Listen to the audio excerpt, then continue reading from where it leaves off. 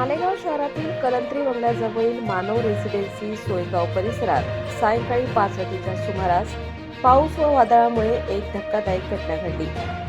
जोरदार वाऱ्यामुळे एका झाडाची मोठी फांदी तुटून विजेच्या तारांवर पडली। त्यामुळे तार तुटून पाण्यात विजेचा प्रवाह पसरला आणि परिसरात धोकादायक परिस्थिती निर्माण झाली।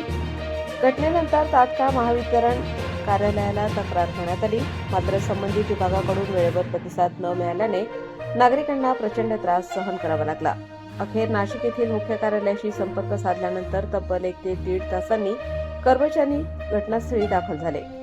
दरम्यान सर्वात गंभीर बाब म्हणजे कर्मचारी घटनास्थळी पोहोचले तरीही विजेचा प्रवाह बंद करण्यात आलेला नव्हता।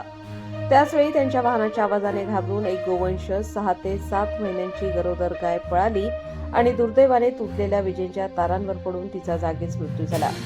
या घटनेमुळे परिसरात मोठी खळबळ उडाली असून नागरिकांमध्ये तीव्र संताप व्यक्त केला जात आहे।